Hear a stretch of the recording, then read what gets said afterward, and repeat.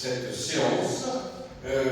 J'appelle pour recevoir le prix de poésie Maurice Maille, Irène Mirabeau. Alors, Christian est venu. Son éloge sera prononcé par Mme Marie Cartier.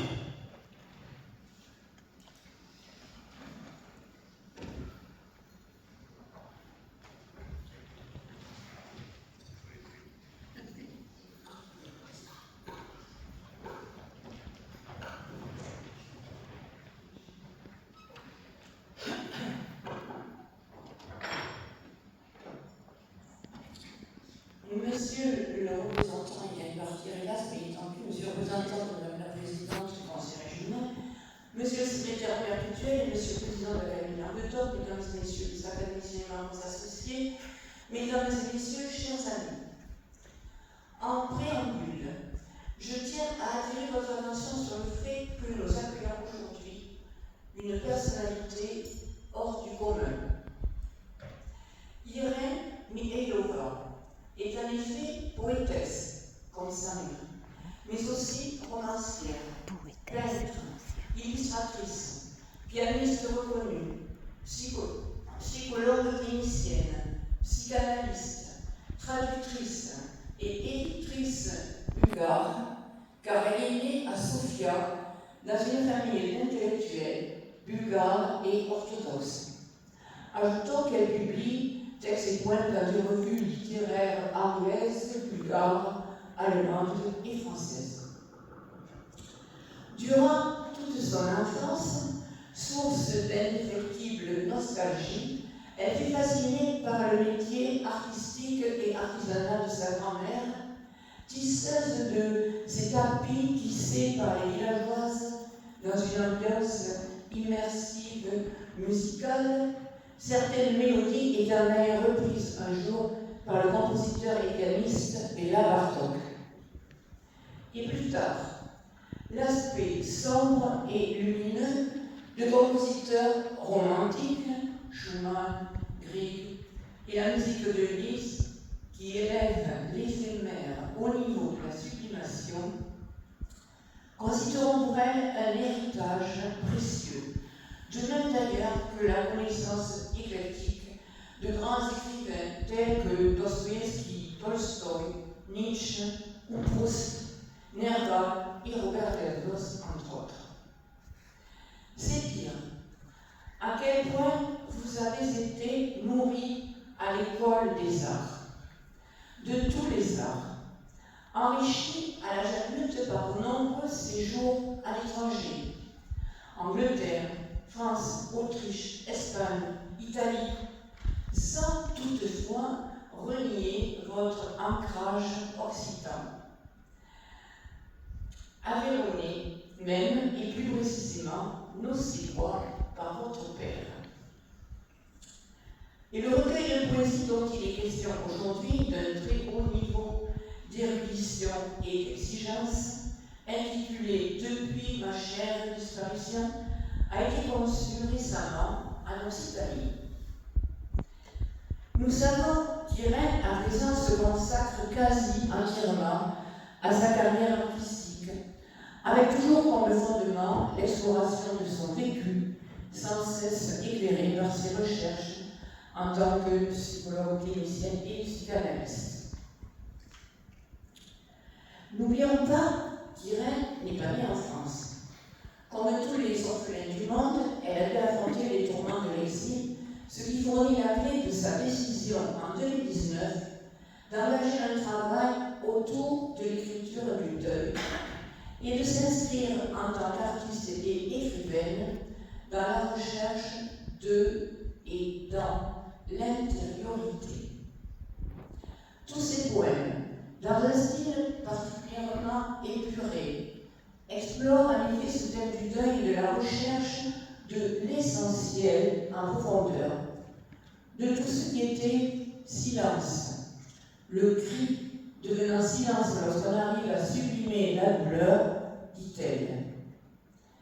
Cette problématique complexe N'est-elle pas déjà révélée par les titres énigmatiques des textes poétiques de son recueil, tels que, par exemple, Nageur galaxique, Mathématiques de l'âme, Déroute d'Ombrier, Rêve anagraphe, Remémoration de l'arabesque, etc., etc. Le propos est toujours intime. Écrire, c'est vouloir renaître dans l'ombre du soleil noir, retenu dans la prison du luth constellé. Irène chantant depuis sa cellule l'image du temps à retrouver pour sortir de la nuit des temples oubliés. Mais par quel chemin? Le risque étant la perdition de ses repères. Or, à partir des profondeurs de la nuit et d'une lanterne vers son âme, qu'il faudra métamorphoser en ombre briller, car puiser dans sa mémoire, c'est extraire les ombres pour aller vers la lumière, précise-t-elle. La tension se fera vive entre un ici qu'il faut quitter et un ailleurs où on va se perdre. Tension dont l'origine se trouve dans la disparition que le titre annonçait, ma chère disparition. Cette présence disparue qui obligea à partir sans jamais retourner, car ce pays incertain n'a rien de nouveau à nous offrir, aboutira au choix du retour chez soi. Et même si, loin est le chemin, plus qu'une traînée de lumière, dans cette tiède mélancolie qui éclaire le front natal de ce pays qui n'est plus le mien, je suis toujours des vôtres, dit-elle, avide d'esquisser mon horizon natal. Notez-vous avant le mot fin.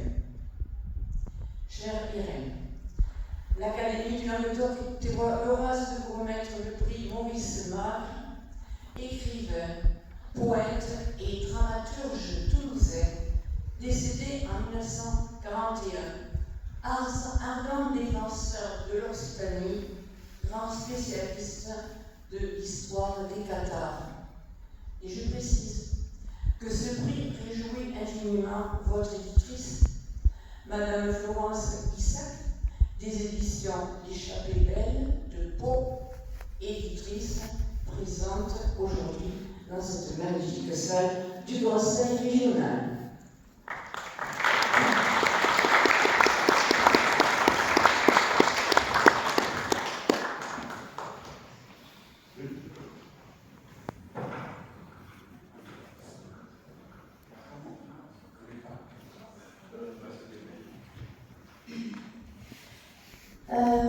Bonsoir mesdames et messieurs, je suis extrêmement touchée d'être parmi vous. Je suis bouleversée par la présentation de Madame Maryse Carrier de mon parcours et de mon travail, qu'elle a découvert, étudié et percé avec une telle justesse que ça a pu me toucher au plus profond de mon être, parce que j'ai l'impression de me rencontrer en écoutant ce récit de ma vie de l'extérieur que moi-même je ne pourrais pas voir parce que je suis dedans. Et je pense que s'il y a quelque chose que je vais vraiment emporter de cette expérience, c'est pouvoir vivre le sentiment d'être vraiment reconnu au plus profond de mon être par l'Académie en entier et par la délicate attention qu'elle m'a portée depuis le début. Donc je veux d'abord remercier l'Académie, Madame Maryse Carrier, Monsieur Michel Carrier qui ont été extrêmement présents, Madame Maryse Carrier qui a travaillé tout l'été vraiment très très dur afin d'être informée en détail de tout mon travail qui s'étend sur plusieurs domaines. Je veux remercier très chaleureusement mon éditrice Madame Florence Issac des éditions L'Échappée belle, qui a été extrêmement présente dans le soutien de ce recueil. Voilà, elle est allée au-delà de son rôle d'éditrice afin de le défendre. Je veux remercier mon compagnon et collègue Damien Pesant pour son soutien extrêmement important. Tout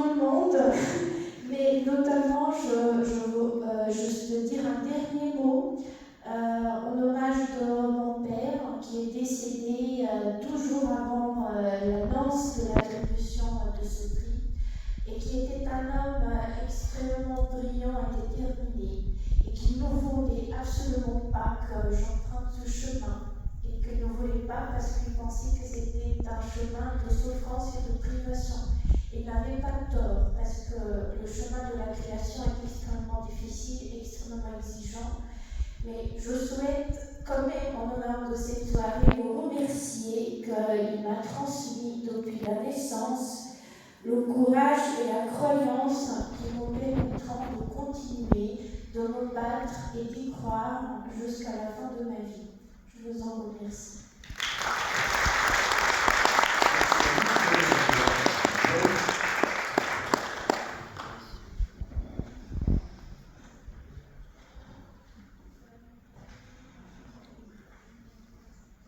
Vincent et Damien